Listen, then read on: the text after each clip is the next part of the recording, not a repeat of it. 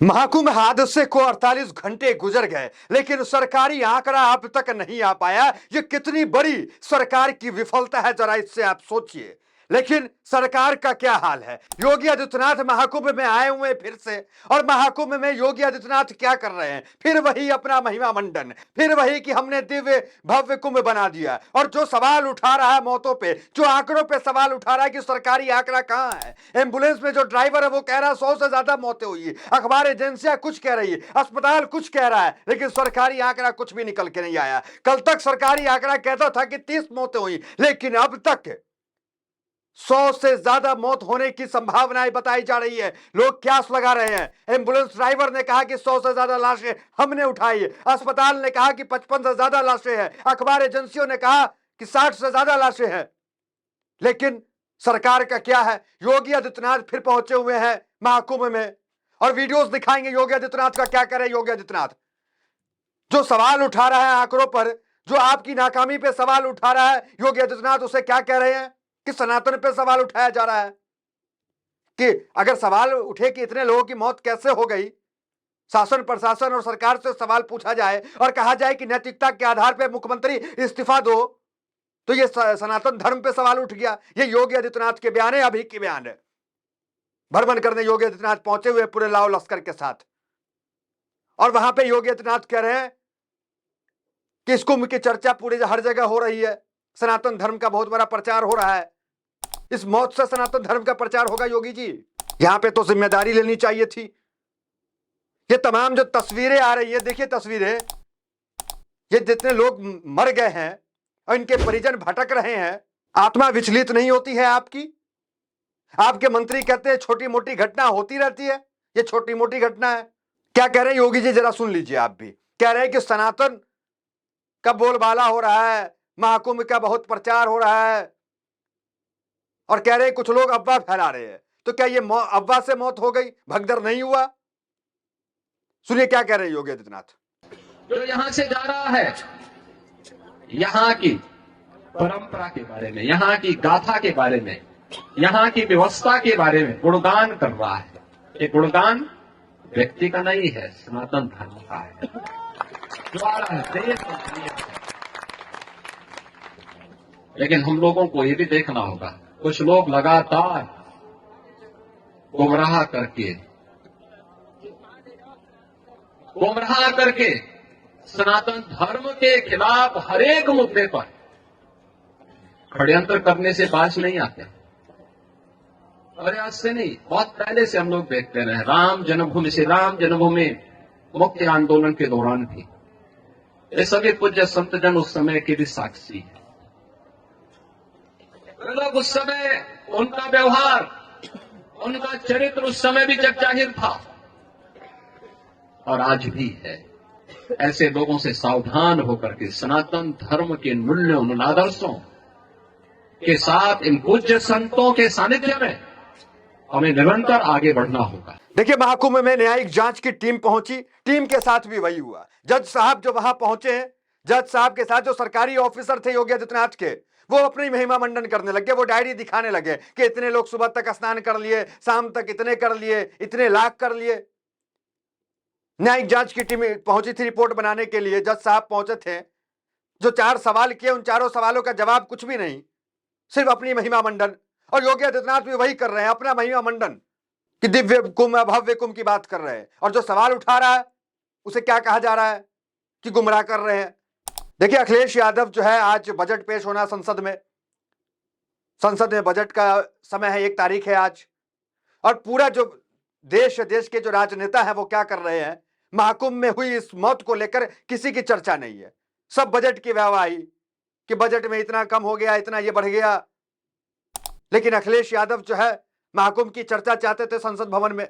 अखिलेश यादव के तमाम जो सांसद थे उन्होंने बायकॉट कर दिया, बीच सत्र को छोड़ दिया।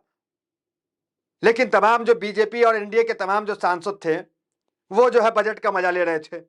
लेकिन कुंभ पे किसी की चर्चा नहीं, एक संवेदनाएं भी नहीं। क्या कह रहे हैं अखिलेश यादव संसद भवन के बाहर, जरा सुनिए। हमारे लिए आज बजट के आंकड़ों से ज़्यादा ज़रूरी है कि जिन लोगों की जान गई है वो आंकड़े, जो सरकार मरने वालों का आंकड़ा न दे सके। जो आंकड़े बताए जा रहे हैं जान जाने के, वो झूठे आंकड़े हैं। इनके किस आंकड़े को हम यकीन माने?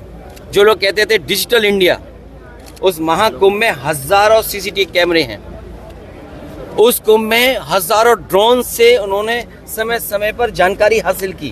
क्या सरकार के पास मरने वालों के आंकड़े नहीं है? सड़कों पे रातें गुजारी हैं लोगों ने। सुनो, ये वर्ल्ड की इकोनॉमी 5th लार्जेस्ट से 3rd लार्जेस्ट ले जाना चाहते हैं। आप स्नान को लेकर के आपने तो आंकड़े पेश कर दिए कि 10 करोड़ लोगों ने स्नान कर लिया, लेकिन किनकी जान गई है, कौन खो गया है, उसकी आपके आंकड़े ही नहीं है। वो रोती बिलखती माओं की वीडियोस, बहनों की वीडियोस, सब जो एक दूसरे को परिजन तलाश रहे हैं, खोज रहे हैं, वो वीडियोस दोबारा दिखाने का कोई मतलब नहीं है। आपने सब कुछ देखा, क्या स्थिति थी, क्या व्यवस्था थी, सारी व्यवस्था चरमरा गई। इतने लोग आने थे तो उसकी उस तरह से व्यवस्था होनी चाहिए। इतनी सीसीटीवी लगी हुई थी, वो सीसीटीवी के फुटेज कहां है? जो फुटेज निकल के आ रहे हैं वो पत्रकारों के फुटेज है, सरकारी फुटेज कहां है, सरकारी आंकड़ा कहां है? अब इस पे सवाल करेंगे तो सनातन धर्म पे सवाल हो जाता है। यही पुरानी बीजेपी की कहानी है कि सवाल अगर आप उनसे करें तो हिंदू धर्म पे सवाल हो जाता है, सनातन पे सवाल हो जाता है। लेकिन सवाल यहां तो योगी आदित्यनाथ से है कि आपकी तमाम व्यवस्था चरमरा गई, लेकिन आज आप कुंभ आते हैं तो अपनी व्यवस्था की फिर महिमा मंडन करना शुरू कर देते हैं। जबकि आपको जो है अपनी जिम्मेदारी लेनी चाहिए थी, माफी मांगनी चाहिए थी देश से। देखिए, बागेश्वर धाम के बाबा हैं धीरेन्द्र शास्त्री। धीरेन्द्र शास्त्री क्या कहते हैं? मोक्ष की प्राप्ति हो गई। भगदड़ में जो मौत हुई उससे मोक्ष की प्राप्ति हो गई। और एक संत है जो योगी आदित्यनाथ से साफ शब्दों में इस्तीफा की बात कर रहे हैं कि आप इस्तीफा दे दे। आपने आंकड़े छुपाए उस संत को लेकर के, जो उस पे भी लोग जो है वो टिप्पा टिप्पणी कर रहे हैं, बुरा भला बोल रहे हैं उस संत को। सुनिए क्या कह रहे थे शंकराचार्य ने। हम तो कहते हैं कि ऐसे मुख्यमंत्री को कुंभ पर्व रहते रहते इस्तीफा दे देना चाहिए। ये नहीं है पद के काबिल, ये जनता से झूठ बोलता है। हम कल एक दिन उपवास नहीं रख सकते थे कि जो घटना हुई वो तो हो गई, लेकिन इन्होंने उसको छुपाने का प्रयास किया। पूरे दिन छुपाए रहे, शाम को जाकर के बोलते हैं कि वो हो गया है। आप पूरे दिन आपको पता ही नहीं था, दुनिया बता रही थी, आपको पता ही नहीं था। तो आज सबसे बड़ी जो हम लोगों के मन में पीड़ा है वो ये है कि हमारा मुख्यमंत्री झूठा है। वो इस बात की पीड़ा है कि वो हमारे साथ घटना घटती है, हम ही से छिपा लेता है, और हमको हमारे जो मृतात्मा हैं उनके प्रति संवेदना व्यक्त करने के लिए, उपवास तक रखने के लिए मौका नहीं दिया इस व्यक्ति ने। देखिए, जजों की टीम वहां पे पहुंची और जो 4 सवाल किए थे वो 4 सवाल क्या है, जरा सा वो नजर डाल लीजिए। अखिलेश यादव ने क्या कहा, योगी आदित्यनाथ जो है वहां पे महाकुंभ में क्या कह रहे, हमने सब सुना दिया आपको। अब आइए, वो वीडियोस दिखाने का अब दोबारा से कोई मतलब नहीं है, आपने सब कुछ देखा कैसे पत्रकारों के साथ वहां पे हुआ, पत्रकार जो खबर दिखा रहा था, जो तमाम फुटेज दिखा रहा था। और ये तमाम घटना का कारण क्या था? आ रहे हैं सवाल पे, आ रहे हैं इन तमाम घटना का कारण। ये 4 सवाल जो है जज साहब ने वहां पे जो योगी सरकार के अफसर थे उनसे पूछे, जो जांच टीम गई हुई थी, उस सवाल पे आ रहे। उससे पहले आपको बता दें कि ये जो घटना हुई, जिसे ऑफिशियली आंकड़ा कहा गया कि 30 लोगों की मौत हुई, और अब खबर है कि 100 आंकड़ा 100 भी जा सकता है।